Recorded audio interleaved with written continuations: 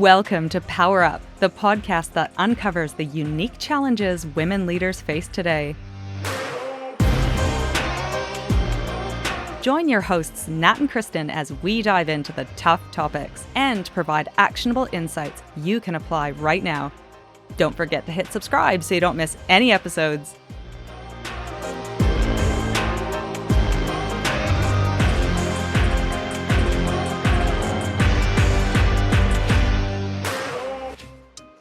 We're calling this episode Stop Waiting for a Green Light. And this is a bit of a carry on from Ask versus Guess Culture episode 151. Go back and listen to that. So this idea kind of extends behaviors in what we have kind of said, I think for the most part, we're in a guess culture. But what happens is we also wait for permission to act. So today is all about, why are we waiting for a green light? Why do so many of us do that? And where does it come from? And what can we do about it? But firstly, Nat, just putting you on the spot here, can you think of a time, I don't know, recently, either personally or in a situation where someone was waiting for permission to do something they kind of already knew they wanted to do? I don't know. Did I give you permission to even start this conversation? What are you doing? You just race forward. I'm like, it doesn't always apply to us. But actually, I thought of a good example, but I'm going to let you share one first. I feel like I see this all the time in Powersuit, and I think both of us are probably, I mean, if you start a company, you very quickly get asking for permission beaten out of you, because if you ask for permission, you literally never get off the start line. Every day we just have to sort of keep asking and keep doing. So I think we are, just through sheer positioning, kind of an exception to this. I don't know if that's our natural instinct, but I think it just gets beaten out of you, like I said. But I notice this all the time with power suiters. We talk to a lot of power suitors and potential power suitors, and there's often this, like, you're in the middle of a conversation, you're talking about this big challenge facing someone, and often what it boils down to is they're waiting for permission. Like, they're waiting for the invite to the meeting. They're waiting to be asked to put their hand up for the role or shoulder tapped for the role, or they're waiting for, oh gosh, I feel like there's so many examples where the conversation is phrased as no one's asked me, or they didn't shoulder tap me. It's not phrased as I'm waiting for permission, but the language is passive. It's like someone else has to act for me to do something. And I'm constantly saying to people, why can't you just do that? And it's just not something that's occurred to them. No, and we are going to share why very shortly. But what I was thinking of the last time I asked permission to do something, and it was when I quit my job. I felt comfortable in myself. It was something I knew I wanted to do. I was like, 100%, I'm going to quit this job.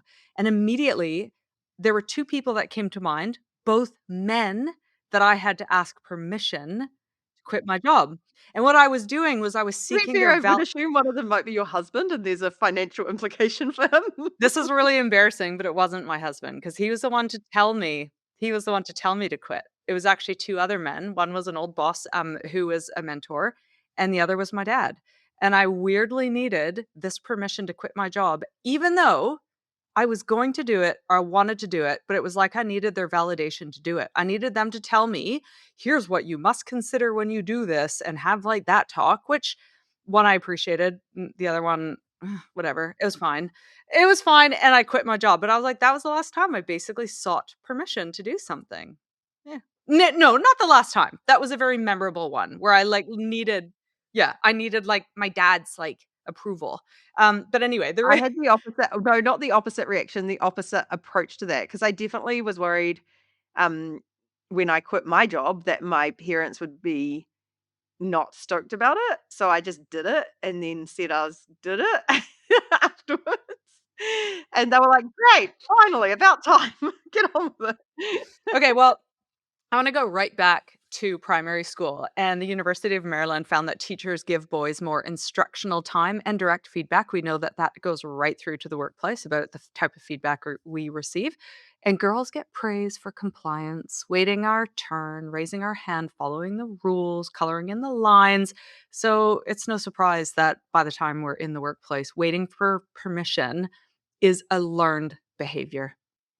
I feel like I'm gonna be jumping all over the show a little bit today. I have literally been in meetings since 8:30 this morning. So this is me doing my prep during the podcast. But I just want to go back to the asking permission to quit our jobs, because I don't think either of us did.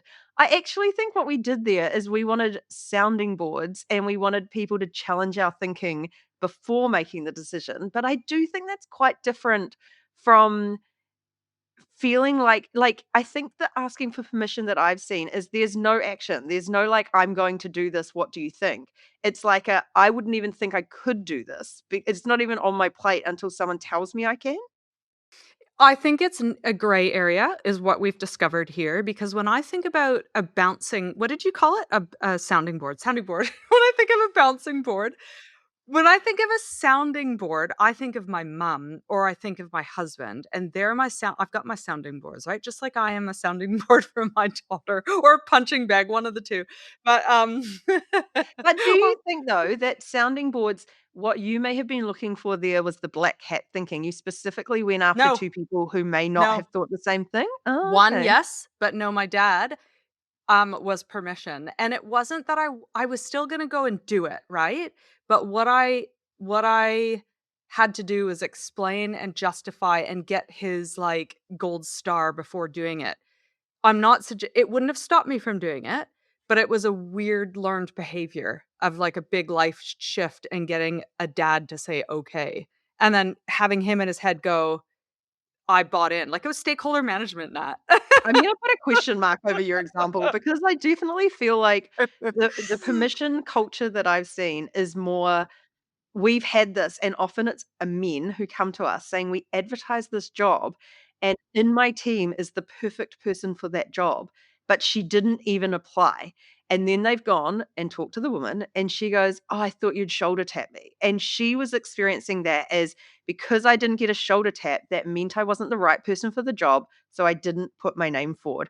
Where his expectation was, "Here is the job, put your hand up for it." I And love it. that to me is quite different from I was gonna do it anyway, but I wanted a sounding board, and I do feel like, yes, there might be you might have other issues, you might be mucked up in other ways, Yeah, yeah, it was but approval. I feel I was like seeking approval, you and wanted that approval, but you were fine. gonna do it anyway, and my experience of this is it's far more passive. It's Okay, um, okay, okay. like Well I've well, even hang on, experienced it in we'll friendship never groups. know, by the way, because I got permission, therefore I did it, so no, no, no, anyway. No, you're right, I got you, I got you, I got you.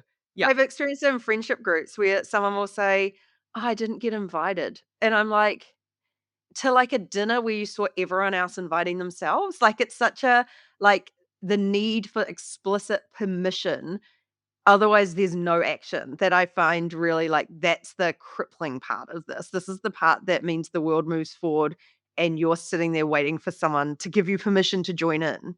and very good reason. Again, I'm just gonna keep digging into the research because I think it's important we normalize it that this isn't a thing that's our fault, and then we're gonna go into things we can do about it. And psychologists is called there's if you find yourself approval seeking, which we've described a few scenarios in which we are, they call it sociotropy, and this is a deep need for validation before acting, which I would suggest this is how we're conditioned.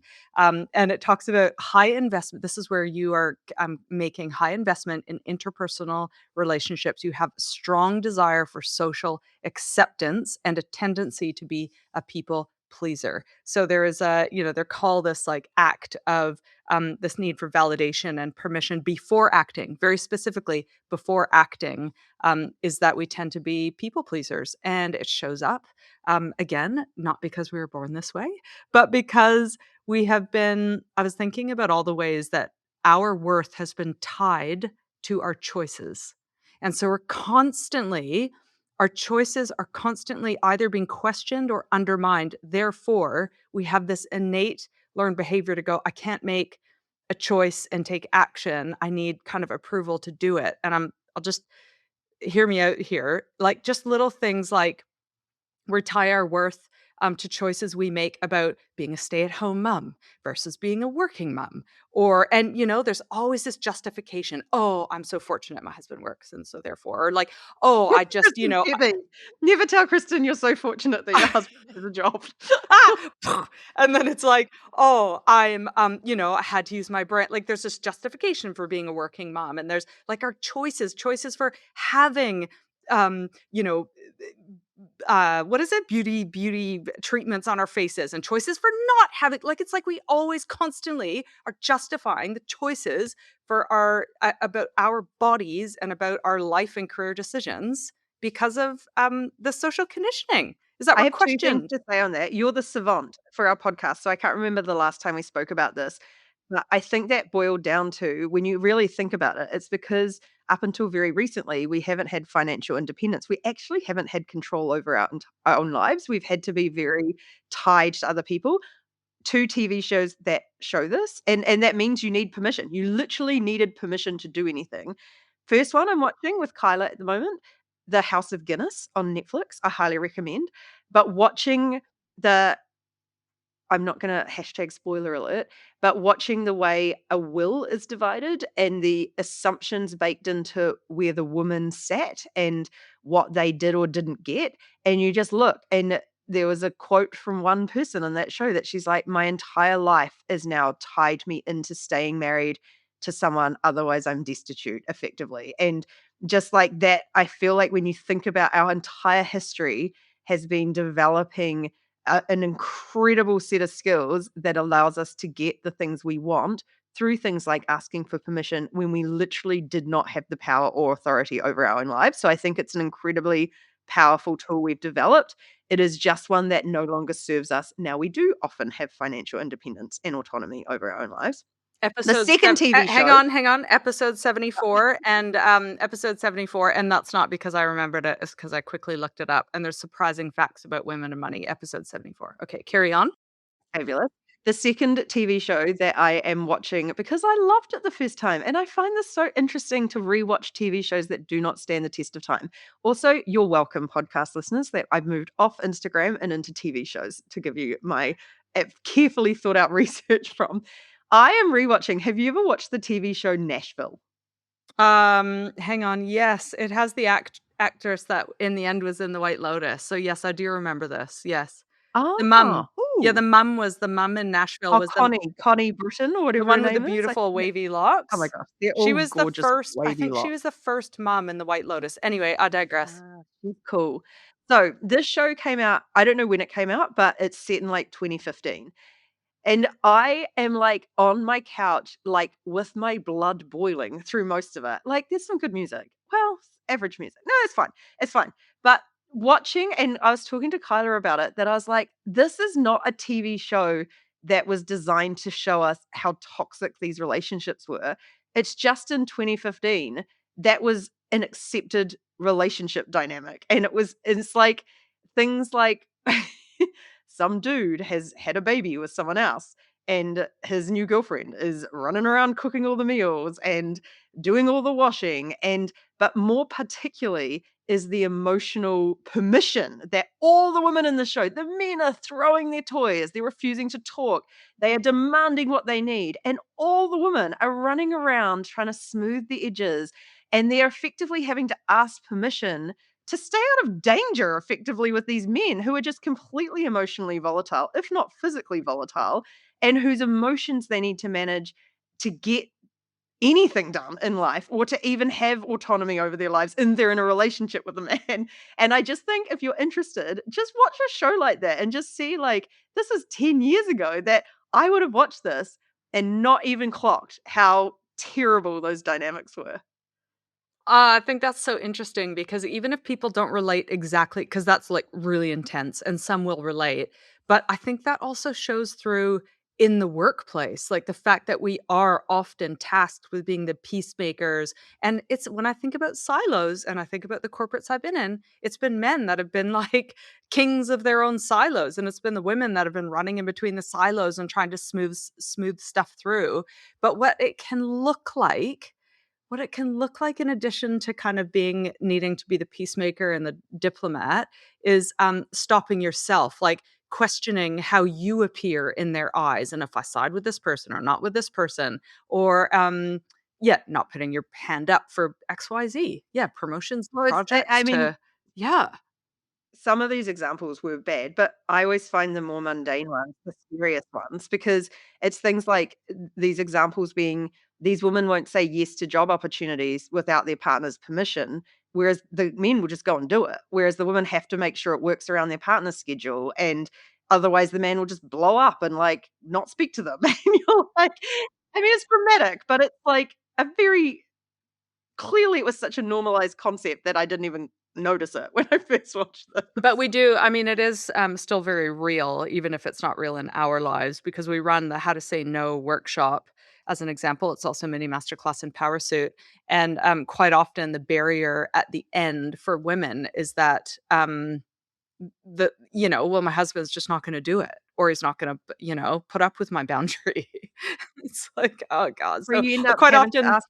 exactly. Quite often we're like, "Okay, how might we, what is the thing called when you're like someone's been brainwashed and you have to reprogram their brains? What's it called? Deprogramming? No, it's not. There's like a thing. Is it Okay, red pilling? Is it quick blue pilling? Red pilling? Something? Just give them some pills. quick story time. 'Cause I was looking at Simone Biles and the fact that she needed, as you recall in Tokyo Olympics, where she pulled out of the Olympics, there was an uproar. What a transgression, because who gave her permission to make a decision about her body and her choices, right? Like, it was like, "Hang on a minute, you owe us, these medals." And so, I was kind of thinking about her, which then let me relate to my very, non-professional sporting background. Why am I getting to this? Where my physiotherapist was a cult member of the Moonies in the States. He was actually in a cult for many, many years. This is a podcast topic on its own. I'm learning so much. Yeah, and he would tell me about this. And after we did our physio, things, he would like crack out because I was fascinated, of course, love the drama, and he would crack out his books like binders, and he had got newspaper clippings, and there were stories on the Moonies. This was what the cult was called, and he was sent to Florida and da da da. So then he eventually got out of this cult. I can't recall how. This is many moons ago. Get it, Moonies. Anyway, so then laughing at myself, I'm so funny. And then he turned into a person that was hired by the parents to go kidnap their kids out of cults, and he would kidnap them and put them in barns and reprogram them, and there was a word for it, to actually start to go, hang on, you are no longer controlled by those around you and by this cult. And I guess that's what we're trying to do. Well, however, just deprogram, unfortunately, this social conditioning of needing to wait and to ask. Yeah, that there. I love that. I hope he asked for permission from the parents before he went and kidnapped their Yeah, well, children. what he was doing was illegal, obviously, you can't kidnap, but it was an underground economy, because at the time, the parents were willing to pay for, their kids back. Yeah. I feel like even that, going back to the Simone Biles example, even though I'd rather just go down this cult conversation, but we're gonna roll back. I've seen the same with the likes of Taylor Swift and actually a lot of women online. And again, now we're going back to more comfortable territory of Instagram Reels. But the number of Instagram Reels I've seen where it'll be some guy saying, "Oh, she needs to know that she's never gonna pick up a man if she does this." And now, of course, there's the pushback of women doing their whatever they do over it, where they're like, "And why do we care?" Like, but what I think is interesting that ability for a group of people to think they can go, "Oh, you're not gonna get anything if you behave like that. Like, I get to decide that for you. If you are Taylor Swift who wants to have your cats around you and disrespect whatever notion about the world that I have, you are not gonna find a man." And that now it's only been recently that a lot of women push back and going like, "Why would I want to if that was the condition to be under to find him?" Like, but again, very, very recent. Up until recently, we'd just watch that and be like, "Oh, no, she's never gonna find a man." Oh, Oh, no, dear. because again, Um, the dream. Yeah. but I feel like that's I think the full overlay of a lot of this stuff is that concept of male gaze, and this is not a bad thing. This is not anything that men do wrong. This is that women have been socialized to really try and attract the, approval and permission from men and tailor a lot of our lives to that, which is why these Instagram reels around, she hasn't hit our criteria for being chosen, thus she will not be, is really interesting because you don't really see that in reverse. You don't see women coming out going, "Oh, he decided to do that. He's not going to get a girlfriend." Like more so now, but not that long ago. You'd Do you have know what I not think really is seen it. do you know what I think is even more insidious?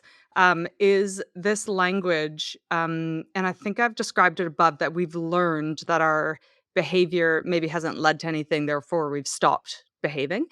So obviously we're calling that out, but it can come through in things like, I'm just waiting for the right moment. I don't feel ready enough. I'm just going to, it's quite often like, I just need XYZ. Like I need another course. I need another year under my belt.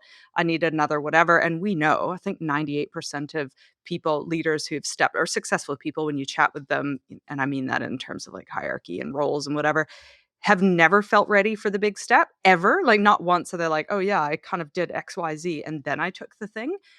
So we talk a lot about that mentality, but I think those lies that we tell ourselves, or I'm waiting for the right moment, the perfect moment, got us in so many arenas of our life. That's, I'm gonna, this is it can be somewhat of a what is it? This is not a very nice title, but there's this concept of learned helpfulness, and it can be a little bit of, what is it? Controversial? What is it? Learned Yeah, helplessness, learned not helplessness? helpfulness. What did I say? Helpfulness? Helpfulness. That too. It's both. I'm helpful, but I'm helpless. Learned helplessness. This Martin Seligman, his original research found that when we experience enough situations where our actions don't change outcomes, we start to internalize the idea that acting doesn't matter. So I think it's this like, we've been talked over enough times, or we didn't get the right job, or our ideas were owned by someone else. We were passed over, da da da. We've just internalized it all. And it's like, it's almost, again, in the drama triangle of victim mode, it's like, I've been burned before, and so I'm not gonna bother anymore. You know, like, no wars have ever been won that way. No change has ever been changed that way, you know? When I think also it's that idea that doing it one way, if it didn't work, that means you can't do it at all versus what our power suit philosophy is let's experiment with another way. Let's tweak our behavior a little bit, try something slightly different and see if it results in a different outcome. Because I do feel like, I mean, I've just gotten off the phone with a person in Korea who may be listening. Hello, hi Korea. um, and like talking about different cultures as well, and how the gender differences play out with having, like women walking into workplaces, and this is not just Korea, this is around the world, have very different expectations. And depending on if it's a multinational company, depending if it's a local company, depending on the type of industry a company's in, a woman walking in and just assuming permission will be interpreted quite differently from a man doing the same. And that's a whole other overlay on this, which is outside of our control, but we can to control some things. And I think that's what we want to finish off with. Other than what have we traversed? Terrible TV shows, cults, lots of research, dived back into the reels. Um, but I think one of the things that's really important with this asking for permission is like, let's figure out ways we can stop waiting and start just taking that permission. So I don't know if you've got any thoughts on something that someone who's listening today might be able to sort of take that, assume ownership unless otherwise. Yeah, well, I like that, and I think often what I find, what I've learned both of myself and others, is that it often starts with a question. Because you're thinking through things through in your head, and you're like, what if I get this wrong, or am I allowed? And there's often questions we ask ourselves. And I would say that is the moment, the very first moment that we are contemplating and maybe second guessing something, or being curious about that thing as it relates to permission. I think that's the point we should be aware of, and we catch, and we actually have to reframe it. And so, first of all, I would suggest joining PowerSuit. Head to powersuit.com and check out a membership, even if it's for a month, because we've got this class, a mini master class that we delivered on real risk versus fake risk. And we place extra emphasis on what we deem as fake risk, of like all the things that could go wrong, how we might get in trouble, like all that stuff. It's just fake. It's not real risk. Even looking silly is a fake risk. Like it's short, it's sharp, it's over. It's either doesn't exist, or it's like over very quickly and has very no impact. But the real risk is often the risk of not doing anything at all. And so we go through a framework of how to identify it and a decision making framework so that you can make choices where you're not going around in a permission cycle for far too long and then ultimately doing nothing. So that would be kind of my action, and reframe that first question. I like that. And then my one would be practice in low stakes situations. So one pickle I often get into, this is where I ask for permission. It's really dumb. Is like I'm often tasked with or put my hand up for like organizing a trip away, organizing a dinner out, organizing something and end up going like, where does everyone want to go? Where's convenient for everyone? What does everyone need? And I'm practicing going, we're going here. I'm booking here. And if you get back to me by this time, you're in. And if you get back to me after this time, you're going to have to sort yourself out and not waiting for everyone to tell me what works for them in order for me to just make a decision if I'm the one organizing. And I think there's a ton of examples about like, and these are silly ones, but food, timing, locations, events that we all organize throughout the day where we sort of try and get everyone's preferences across our plates and then try and figure out what works for everyone rather than going, if I'm the organizer, here's where we're doing it. And I'm just going to put it out there without waiting for permission from everyone. Or here's how much it's going to cost. Are you in or out? Or if I'm getting tickets, you need to do this by then. There's something about those really low stakes, everyday situations where you just put out what you need to make it happen rather than sort of waiting to make sure you adapt to everyone else. I feel like there's like is there like microfeminism tips in here? Like I even think of our change from asking people when they're free to chat to saying, here's our calendar link. Let's book us. Like, isn't it funny how we used to go, oh, this feels a little bit strange, asking the person we want to talk to kind of book through our meeting link, but we just do now. Like it was a form of like micro self leadership that now we've normalized, and there's no issues with going, "Oh, fantastic. Book a time that works for you here." Yeah. Yeah, Yeah, yeah. because I feel like there's lots of hidden permission things in there of like, I'm about to drive into town to go to one meeting with someone. Actually, to be fair, this was like a combined, we both wanted to catch up, but we've talked about this before. The number of times people want to meet with us and then we have to go out of our way to make it work. That to me is a subset of permission seeking culture of like, if I truly believe that I own my time, then I shouldn't be adapting to make life well, not adapting, but changing everything and making it harder for me to make something work better for other people. So I do think we've got lots of micro opportunities. I mean, I don't know about you, but I'm really terrible with even things like, and I noticed Kyla's really good at this. If there's a couple of drinks in the fridge and I don't know whose they are, I won't touch them. Whereas she's like, "Ugh, they're in the fridge. Like, just live a little and just take one if you want one." This is at home. This is not in like a cafe. Or like at someone else's, like at our holiday home, there's often and like stuff like that that I'm like, "Oh no, I need permission." Gosh, I need permission for a lot. That I'm like, what if I and I'm like, I could just replace the can of Coke if someone else really wanted that can of Coke. Like, it's just those silly little things about like not wanting to make any ripples on anyone else's life. I'm going to leave us with a quote, which I haven't done in some time, but this feels, again, we start at the extreme. And her quote is, "Your silence will not protect you." But I think it is a really interesting mantra for all arenas in our life where we just stay quiet rather than do the thing or say the thing. And this is Audre Lorde, who wrote an essay back in the 70s. And she was diagnosed with breast cancer and confronting her own mortality. No doubt it's times like that where you learn you have to advocate for yourself, and often it's too late. So I just think that's quite an interesting thing, that in any arena, our silence will not protect us or look out for us. Yeah, I really like that. And let's just like remove some permission. Like, gosh, how freeing is it to just go and Do something. get do something. Quit your job. Everyone quit your job this No, week. don't do that. Just wait. Don't join a cult. Don't quit your job. Unless you really want to quit your job and you have a plan. Don't join a cult, but join Parachute. And If you feel like you need to join a cult, join Power Suit. it is a That is our movement. line. It's our new marketing line. Someone told me we were really good at marketing today. I'm like, We are very good at marketing. We're not a cult, but we scratch that itch. I love it. I love it. Anyway, check out powersuit.com, everyone. We're always available to chat. If you do have questions about if the platform is for you, the answer is yes. But anyway, and we'll just point you to how it is. Reach out Don't ask anyway. for permission, just join. Yeah, that's true. Or, I don't know if anyway, it's true. Fair. Fair. Okay. Chat soon, everyone. We'll catch you next Actually, week. do you know, Yes. sorry, I know you're wrapping up, but there is another great one. Ask for your professional development budget. Don't wait for permission. Don't wait for someone to hand it to you. The number of conversations I have with people where I'm like, just ask for it. Worst case scenario, you don't have the budget, but they now know that you are really committed to investing in yourself.